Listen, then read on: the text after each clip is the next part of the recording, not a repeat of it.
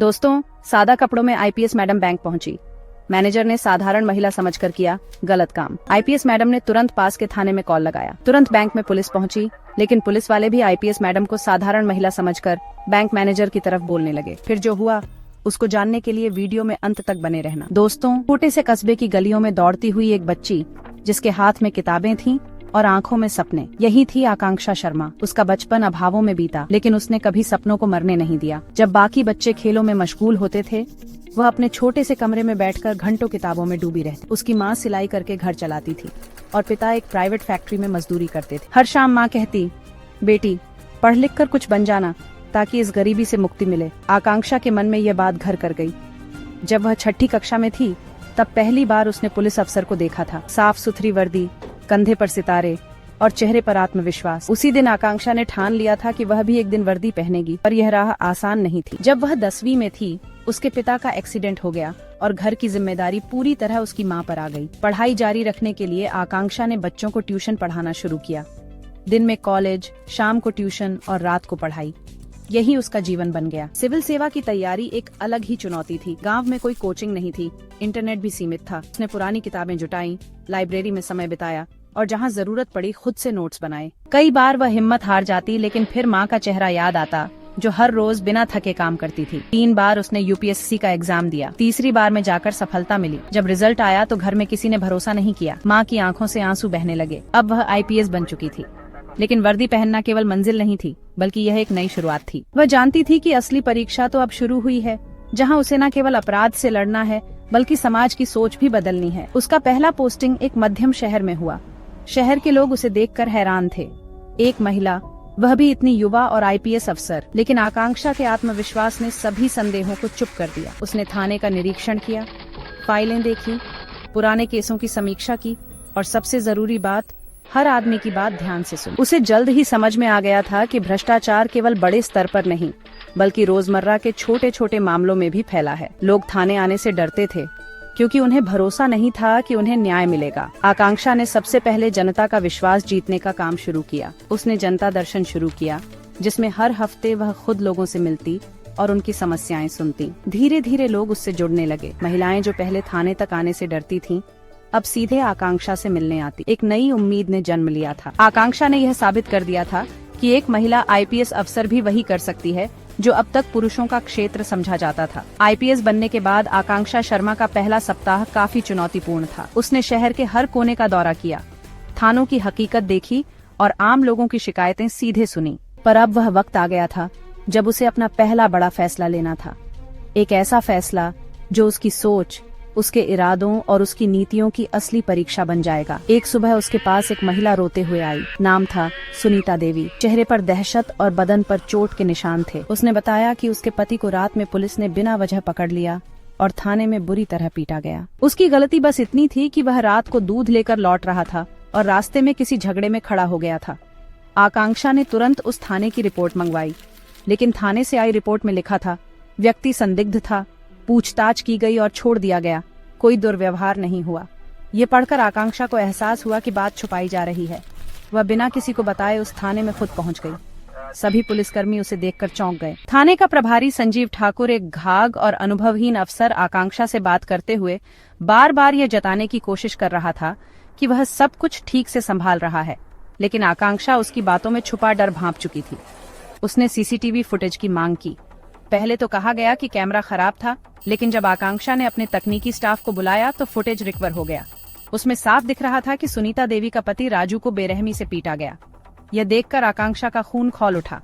उसी वक्त उसने थाने के प्रभारी को सस्पेंड कर दिया और बाकियों के खिलाफ जांच बैठा दी। ये उसकी सेवा का पहला बड़ा फैसला था। यह न केवल थाने के स्टाफ को झकझोर गया, बल्कि पूरे शहर में हलचल मचा दी। मीडिया में खबर आई, नई आईपीएस अफसर का पहला बड़ा एक्शन। लेकिन इस फैसले से आकांक्षा को अकेले पुलिस विभाग से नहीं, समाज से भी टकराना पड़ा। कुछ वरिष्ठ अफसरों ने दबाव बनाया कि बात को तूल ना दिया जाए। आकांक्षा ने स्पष्ट कर दिया, अगर मैं गलत के खिलाफ खड़ी नहीं हो सकती तो मुझे इस कुर्सी पर बैठने का कोई हक नहीं। इसी बीच सुनीता देवी का एक भावुक पत्र उसे मिला, जिसमें लिखा था, मैडम, आपने मेरे परिवार को इंसाफ दिया। मेरी बेटी को अब यकीन है कि एक महिला भी हमारी रक्षक बन सकती है। ये पत्र पढ़कर आकांक्षा की आंखें नम हो गईं। उसे लगा उसकी मेहनत सफल हो रही है। अब वह सिर्फ एक अफसर नहीं, बल्कि उम्मीद बन चुकी थी उनके लिए, जो अब तक कानून से डरते थे। भरोसा नहीं करते थे। आईपीएस आकांक्षा शर्मा अब शहर की पहचान बन चुकी थी। हर नुक्कड़ पर लोग उसकी चर्चा करते थे। वह जो भ्रष्ट पुलिस वालों को सस्पेंड कर देती है, जिसने गुनहगारों को डर और मासूमों को हिम्मत दी है। पर बाहर की यह चमकदार छवि भीतर की एक अकेली जंग को नहीं दिखा पाती थी। शाम का समय था। ऑफिस का काम निपटाकर वह अपने सरकारी आवास में आई। जैसे ही दरवाजा बंद किया, उसकी सख्त आंखों के पीछे छुपी लड़की छलक आई। आईने के सामने खड़ी वह खुद से पूछने लगी, क्या मैं सही कर रही हूँ? क्या इस सिस्टम से अकेले लड़ पाऊंगी? उसे अपने पिता की याद आई जो कहते थे, बेटी, सच्चाई की राह कभी आसान नहीं होती, लेकिन वही रास्ता इतिहास बनाता है। यही सोचकर वह फिर से खुद को संभालती। अगले दिन शहर के पुराने हिस्से से एक शिकायत आई। एक विधवा महिला के घर पर कब्जा करने की कोशिश हो रही थी और पुलिस थाने में कोई सुनवाई नहीं हो रही। मामला छोटा लग सकता था, लेकिन आकांक्षा जानती थी कि छोटे मामलों में ही अक्सर सबसे ज्यादा अन्याय होता है। वह खुद उस महिला से मिलने गई। उसका नाम था शकुंतला बाई। टूटी हुई झोपड़ी, फटे कपड़े और आंखों में आंसू। उसने बताया कि उसके पति की मौत के बाद मोहल्ले का एक दबंग व्यक्ति उसके घर और जमीन पर कब्जा करना चाहता है। पुलिस में रिपोर्ट की, लेकिन उल्टा उसे ही धमकियां मिलने लगी। आकांक्षा ने तुरंत कार्यवाही का आदेश दिया। संबंधित थाने के इंस्पेक्टर को बुलाया और पूछा, आपने इस महिला की रिपोर्ट क्यों दर्ज नहीं की? इंस्पेक्टर ने बहाने बनाए, मैडम, कोई दस्तावेज नहीं थे, मामला घरेलू था। पर आकांक्षा की आंखों में आग। उसने कहा, तुम्हें कानून लागू करने के लिए बिठाया गया है, बहाना बनाने के लिए नहीं। उसने तुरंत महिला की सुरक्षा के लिए पुलिस मुहैया करवाई और आरोपी को गिरफ्तार करने का आदेश दिया। 2 दिन के भीतर शकुंतला बाई को उसका घर वापस मिल गया। जब वह घर लौटी तो उसने आकांक्षा के पैर छू लिए। आकांक्षा ने उसे उठाया और कहा, किसी को झुकने की जरूरत नहीं है। अब यह घर सिर्फ आपका ही नहीं, आपकी इज्जत का भी प्रतीक है। इस घटना ने एक और हलचल मचा दी। अब लोग न सिर्फ आकांक्षा से मिलना चाहते थे, बल्कि अपने हक की लड़ाई में उसे अपना साथी मानने लगे थे। लेकिन जितनी प्रशंसा बाहर बढ़ रही थी, उतनी ही ईर्ष्या और जलन विभाग के भीतर भी पनप रही थी। कुछ अफसर उसे नीचा दिखाने की साजिश रचने लगे थे। रात के अंधेरे में जब सब सोते थे, आकांक्षा अपने कमरे की बत्ती जलाकर फाइलें पढ़ती। लेकिन उसके सामने सिर्फ केस नहीं होते थे, बल्कि एक एक फाइल उसके सामने किसी की टूटी हुई उम्मीद, किसी का कुचला हुआ अधिकार और किसी का दबा हुआ आक्रोश होता था। वह जानती थी कि यह लड़ाई लंबी है, पर अब वह थकना नहीं चाहती थी, क्योंकि एक शकुंतला बाई, एक सुनीता देवी और ना जाने कितनी और आंखें अब उस पर भरोसा करने लगी। ये भरोसा ही अब उसकी असली ताकत बन गया था। सुबह के 7 बज रहे थे। आकांक्षा शर्मा की गाड़ी तेजी से उस इलाके की ओर जा रही थी, जिसे शहर के सबसे संवेदनशील क्षेत्रों में गिना जाता था, बाबर नगर। ये वही जगह थी जहां आए दिन लड़ाई झगड़े, चोरी और महिला उत्पीड़न की खबरें आती थी। लेकिन आज मामला कुछ और था। रात को एक लड़की ने सोशल मीडिया पर वीडियो डाला था, जिसमें उसने रोते हुए कहा था, मुझे इंसाफ चाहिए, मेरी इज्जत लूटी गई है और मेरी एफआईआर तक दर्ज नहीं हो रही। आकांक्षा ने जैसे ही वह वीडियो देखा, उसके भीतर एक तूफान उठ खड़ा हुआ। बिना देर किए उसने टीम के साथ उस इलाके का दौरा करने का फैसला किया। लेकिन इस बार वह अकेले गई, बिना यूनिफॉर्म, बिना किसी शोर शराबे के। उसने अपनी पहचान छुपाकर सबसे पहले उस लड़की माधुरी से मिलने का फैसला किया। माधुरी की हालत देख उसकी आंखें भर आईं। 19 साल की वह लड़की, जो एक कॉलेज में पढ़ती थी, अब अपनी ही दुनिया से टूटी हुई थी। उसकी चुप्पी में एक कड़क आक्रोश था और उसकी माँ की आंखों में बेहिसाब डर। माधुरी ने बताया कि मोहल्ले के ही कुछ लड़कों ने उसे जबरन उठा लिया और एक सुनसान मकान में ले जाकर बुरी तरह प्रताड़ित किया। जब वह माँ के साथ थाने गई तो दरोगा ने कहा, लड़की की गलती रही होगी, इतने रात को बाहर क्या कर रही थी? आकांक्षा का चेहरा सख्त हो गया। उस दरोगा का नाम था रणबीर सिंह। वह एक ऐसा पुलिस अफसर था जो हर गलत को ढकने की कला में माहिर था। आकांक्षा ने तुरंत अपनी टीम को बुलाया और माधुरी के बयान दर्ज कराए। रणबीर सिंह को उसी वक्त सस्पेंड किया गया और उसके खिलाफ विभागीय जांच शुरू कर दी। लेकिन आकांक्षा यहीं नहीं रुकी। उसने पूरे मोहल्ले में पैदल मार्च किया, लोगों से सीधे संवाद किया और कहा, अगर पुलिस ही तुम्हारी आवाज नहीं सुनेगी तो फिर कानून का क्या मतलब? अब एक नई सुबह होगी जहां हर आवाज सुनी जाएगी। उसकी बातों ने लोगों को झकझोर दिया। पहली बार किसी आईपीएस अफसर ने उनके गली कूचों में चलकर उनकी पीड़ा सुनी थी और पहली बार एक लड़की की इज्जत के लिए पूरा प्रशासन खड़ा हुआ था। माधुरी की एफआईआर दर्ज हुई, आरोपियों की गिरफ्तारी हुई और केस फास्ट ट्रैक कोर्ट में भेजा गया। 1 महीने में चार्जशीट फाइल हो गई और 2 महीने में फैसला भी आ गया। सभी दोषी उम्र कैद की सजा पाए।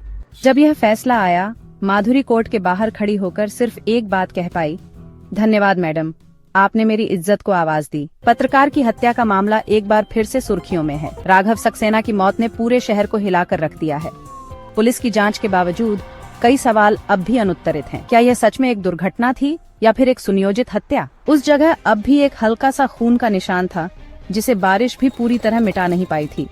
वह झुकी, मिट्टी को छुआ और बोली, इस मिट्टी में किसी की सच्चाई दबी है, इसे बाहर लाना ही होगा। बारिश की रिमझिम रात थी, सड़कें वीरान थीं और आसमान बिजली से चमक रहा था। लेकिन आकांक्षा शर्मा की आंखों में नींद नहीं थी। उसकी मेज पर एक नई फाइल थी, एक पत्रकार की हत्या का मामला। रिपोर्ट के अनुसार पत्रकार राघव सक्सेना एक हाई प्रोफाइल घोटाले की जांच कर रहा था और अचानक एक रात उसकी लाश सड़क किनारे पाई गई। पुलिस ने इसे एक्सीडेंट का केस बताया, लेकिन मीडिया और कुछ समाज सेवियों का दावा था कि यह सुनियोजित मर्डर था। आकांक्षा ने फाइल बंद की, रेनकोट पहना और तुरंत घटनास्थल पर निकल पड़ी। आकांक्षा ने लिफाफा खोला। उसमें एक पेन ड्राइव थी। उसमें राघव के सारे वीडियो इंटरव्यू, स्टिंग ऑपरेशन और घोटाले से जुड़ी फाइलें थीं। मामला एक बड़े बिल्डर और कुछ प्रशासनिक अफसरों की मिलीभगत का था। जमीन अधिग्रहण के नाम पर हजारों लोगों को बेघर किया जा रहा था और वह जमीन औने पौने दामों में बिल्डरों को बेची जा रही थी। राघव उसी सच्चाई को उजागर करने वाला था। अब आकांक्षा के पास दो रास्ते थे, या तो वह भी बाकी अफसरों की तरह आंखें मूंद ले या फिर उस आवाज को जिंदा रखे जो अब खामोश कर दी गई थी। उसने दूसरा रास्ता चुना। उसने सबसे पहले उस थाने के इंस्पेक्टर को हटाया जिसने केस को एक्सीडेंट बताया था। फिर उसने जांच टीम बनाई जिसमें सिर्फ ईमानदार और नए अफसर शामिल किए। सबूत इकट्ठे किए गए, कॉल रिकॉर्ड्स निकाले गए और सीसीटीवी फुटेज को रिस्टोर कराया गया। जांच में साफ हो गया कि राघव की मौत एक सुनियोजित मर्डर थी जिसमें कुछ बड़े नाम शामिल थे। एक एक कर सभी को नोटिस भेजे गए, गिरफ्तारियां हुई और मामला सीबीआई को सौंपा गया। मीडिया फिर से गूंजने लगी थी। आईपीएस आकांक्षा शर्मा ने फिर दिखाया दम। पत्रकार की हत्या में बड़ा खुलासा। लेकिन इस बार आकांक्षा ने कोई प्रेस कॉन्फ्रेंस नहीं की, कोई बयान नहीं दिया। वह सिर्फ राघव की मां के पास गई और कहा, आपके बेटे की आवाज अब हमेशा जिंदा रहेगी। मां ने उसका हाथ पकड़कर कहा, तुम मेरी बेटी बनकर आई हो, तुम्हारा नाम अब मेरी रगों में है। उस रात आकांक्षा पहली बार मुस्कुराई थी, क्योंकि आज उसने सिर्फ एक केस नहीं सुलझाया था, बल्कि एक खामोश आवाज को इंसाफ दिलाया था। लेकिन आकांक्षा की आंखों में किसी और ही चिंता की झलक थी। कार्यक्रम शुरू हुआ। भाषण, गीत, नुक्कड़ नाटक, सब कुछ उम्मीद से बेहतर था। पर जैसे ही आकांक्षा मंच पर भाषण देने पहुंची, उन्होंने कहा, आज मैं भाषण नहीं दूंगी, आज मैं आप सबसे एक सच्चाई साझा करूंगी। हॉल में सन्नाटा छा गया। आकांक्षा ने धीरे से कहना शुरू किया, कुछ हफ्ते पहले मुझे एक चिट्ठी मिली थी। ये किसी बच्ची की लिखी हुई थी। उसमें लिखा था, मैडम, स्कूल में हमारा एक टीचर हमें गलत तरीके से छूता है। हम डरते हैं, इसलिए किसी से कह नहीं पाते। प्लीज हमारी मदद करें। पूरा हॉल स्तब्ध था। बच्चों के चेहरों पर डर झलकने लगा। प्रधानाचार्य का चेहरा उतर गया। आकांक्षा ने तुरंत मंच से नीचे उतरकर बच्चों से पूछा, क्या तुम मुझे दिखा सकती हो वह टीचर कौन है? कई बच्चियों ने कांपते हाथों से एक अधेड़ उम्र के टीचर की ओर इशारा किया। नाम था रविकांत वर्मा। आकांक्षा ने वहीं से अपने दस्ते को बुलाया और रविकांत को गिरफ्तार कर लिया। प्रधानाचार्य विरोध करने लगी। मैडम, जांच तो हो जाने दीजिए, यह हमारी स्कूल की इज्जत का सवाल है। आकांक्षा ने सख्त आवाज में कहा, अगर स्कूल की इज्जत किसी अपराधी से जुड़ी हो तो वह इज्जत नहीं, शर्म होती है। पूरे स्कूल को बाल सुरक्षा के नियमों की जानकारी दी गई। हर बच्ची से अलग अलग बात की गई और उनके बयान दर्ज किए गए। रविकांत पर पॉक्सो एक्ट के तहत मुकदमा दर्ज हुआ और वह न्यायिक हिरासत में भेजा गया। आईपीएस आकांक्षा ने बच्चों को समझाया कि चुप रहना सबसे बड़ा अपराध है, डरना नहीं है, बोलना है, हम हैं तुम्हारे साथ। कुछ दिनों बाद स्कूल की दीवारों पर पोस्टर लगाए गए, अगर कोई गलत छुए तो चुप मत रहो, तुरंत बताओ, पुलिस तुम्हारे साथ है। गर्मी अपने चरम पर थी। आसमान आग उगल रहा था और शहर की सड़कों पर धूल और पसीने की चिपचिपाहट पसरी हुई थी। आईपीएस आकांक्षा शर्मा इस बार किसी बड़ी मीटिंग से लौट रही थी जब उनकी गाड़ी अचानक एक चौराहे पर रुकी। कुछ लोग एक लड़की को घसीटते हुए थाने की ओर ले जा रहे थे। भीड़ थी लेकिन कोई कुछ नहीं बोल रहा था। आकांक्षा ने गाड़ी रोक दी। ड्राइवर और बॉडीगार्ड कुछ कहने ही वाले थे कि वह बोली, साड़ी में हूँ, पर्सनल विजिट पर, मेरे साथ कोई नहीं आएगा। उन्होंने साधारण महिला की तरह खुद को प्रस्तुत किया और भीड़ में चुपचाप उस थाने तक पहुँच गयी। थाने में उस लड़की को एक सिपाही जोर से चिल्लाते हुए कह रहा था, चोरी करती है, अब देख तू, तेरे जैसे कई देखे हैं हमने। लड़की कांपती हुई रो रही थी, मैंने कुछ नहीं किया, मैं बस दुकानदार से दवाई मांग रही थी, मेरे पास पैसे नहीं थे। अंदर के कमरे में दो पुलिस वाले हंसी मजाक कर रहे थे। आकांक्षा चुपचाप कोने में बैठ गई, सब देखती रही। अचानक एक इंस्पेक्टर ने उन्हें देखा और चीखा, अबे तू कौन है, यहाँ क्या कर रही है? मैं शिकायत लिखवाने आई हूँ, आकांक्षा ने संयमित आवाज में कहा। इंस्पेक्टर ने उपेक्षा से कहा, तेरी जैसी औरतें हर दिन आती हैं, चल चुपचाप कोने में बैठ, तमीज सिखाऊं क्या? आकांक्षा ने थाने का नंबर निकाला और एक मैसेज भेजा, थाना XYZ, तुरंत reporting. IPS Akanksha Sharma on spot मौजूद। कुछ ही मिनटों में थाने के बाहर सायरनों की आवाज गूंजने लगी। एसपी ऑफिस से दरोगा और दो सीनियर अफसर वहां पहुंचे। दरोगा ने भी पहले आकांक्षा को नहीं पहचाना और उसी इंस्पेक्टर की तरफदारी करने लगा। मैडम जी, ऐसे रोज के ड्रामे होते हैं, आप नया केस मत बनाइए। आकांक्षा ने उसकी तरफ देखा और बोली, थप्पड़ मारोगे मुझे जैसे इस लड़की को मारा, जैसे बाकी महिलाओं को डराते हो? दरोगा गुस्से में बोला, आप ज्यादा मत बोलिए वरना। और तभी आकांक्षा ने अपना आईडी कार्ड जेब से निकाला और मेज पर पटक दिया। आईपीएस आकांक्षा शर्मा, फिलहाल जांच पर हूँ। अब बोलो, किसे सस्पेंड करूं पहले? थाने में सन्नाटा छा गया, सबकी रूह कांप गई। इंस्पेक्टर और दरोगा दोनों के चेहरे से पसीना टपकने लगा। आकांक्षा ने हर कमरे की तलाशी ली। कई केस बिना एफआईआर के दबे पड़े थे। कई महिलाओं की शिकायतों पर कार्यवाही नहीं हुई थी। उन्होंने सभी रिकॉर्ड जब्त किए और पूरी टीम को लाइन हाजिर कर दिया। एसपी ऑफिस में विशेष जांच समिति बनाई गई। उस गरीब लड़की को मेडिकल सहायता और सुरक्षा दी गई। अगले दिन अखबारों की सुर्खियां थीं। आईपीएस आकांक्षा ने भेष बदलकर थाने का किया औचक निरीक्षण। महिला उत्पीड़न की खुली पोल। लेकिन आकांक्षा मुस्कुरा नहीं रही थी। वे सोच रही थी, इतनी और दीवारें गिरानी बाकी हैं। सुबह की हल्की धूप में आईपीएस आकांक्षा शर्मा साधारण साड़ी पहने बिना किसी सुरक्षा के शहर के एक बड़े बैंक में दाखिल हुई। उनका हुलिया एक मध्यम वर्गीय महिला जैसा था। सादा चप्पल, हल्की चूड़ी और आंखों पर हल्का चश्मा। बैंक में भीड़ थी। लाइन लंबी थी और काउंटर पर कर्मचारी खींचे हुए थे। आकांक्षा बिना किसी रुतबे के सामान्य ग्राहक की तरह फॉर्म भरने लगी। जब उनकी बारी आई, बैंक मैनेजर ने एक सरसरी निगाह डाली और घमंड से कहा, सिग्नेचर मैच नहीं हो रहा, दोबारा भरो। आकांक्षा ने विनम्रता से कहा, सिग्नेचर मेरा ही है, आप दोबारा देख लीजिए। मैनेजर ने घूरते हुए कहा, हमारा वक्त बर्बाद मत करो। औरत हो, घर में रहो, बैंकिंग तुमसे नहीं होती। बैंक में कई लोगों ने यह सुना। आकांक्षा शांत रही, लेकिन जब उन्होंने अपनी पुरानी पासबुक दिखाकर समझाना चाहा, तो मैनेजर ने पासबुक फेंक दी और जोर से बोला, अबे तू ज्यादा होशियार बन रही है। इतना कहते ही उसने उन्हें थप्पड़ मार दिया। बैंक सन्न हो गया। किसी ने कुछ नहीं कहा। आकांक्षा ने एक गहरी सांस ली और चुपचाप अपने मोबाइल से एक नंबर डायल किया। थाना सिविल लाइन। तुरंत बैंक ऑफ इंडिया ब्रांच पहुंचे। एक महिला के साथ मारपीट हुई है। कुछ ही मिनटों में एक दरोगा पहुंचा।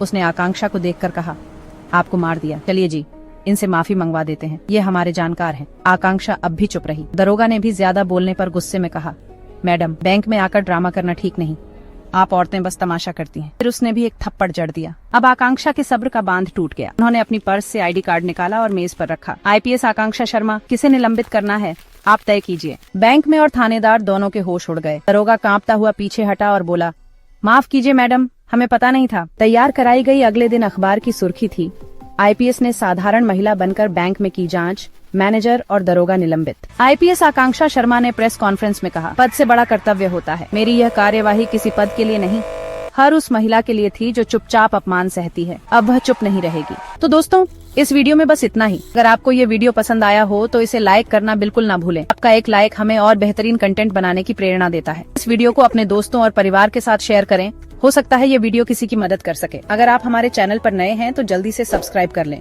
क्योंकि हम आपके लिए ऐसी ही जबरदस्त जानकारी लाते रहते हैं। सब्सक्राइब करने के बाद बेल आइकन जरूर दबाएं, ताकि आपको हमारी हर नई वीडियो की नोटिफिकेशन मिले। हम पूरी कोशिश करते हैं कि आपको बेहतरीन कंटेंट दें। आपके सुझाव हमारे लिए बेहद खास हैं। कमेंट में हमें जरूर बताएं कि आपको ये वीडियो कैसा लगा। अगर कोई सवाल या सुझाव हो तो कमेंट में जरूर लिखें। आपकी राय हमारे लिए बहुत मायने रखती है। हमारे चैनल को आगे बढ़ाने में आपका समर्थन बहुत जरूरी है, इसलिए जुड़े रहें और सीखते रहें। जीवन में सीखने की कोई उम्र नहीं होती। हर दिन कुछ नया सीखना हमारी सोच को नया आयाम देता है, क्योंकि जो ठान लेते हैं वह हर मुश्किल को पार कर लेते। इस वीडियो को देखने के लिए आपका दिल से धन्यवाद। आप हमारे लिए सिर्फ दर्शक नहीं, परिवार हैं। हमारा मकसद सिर्फ जानकारी देना नहीं, बल्कि आपके जीवन में सकारात्मक बदलाव लाना है। इसलिए वीडियो को पूरा देखें और सीखें।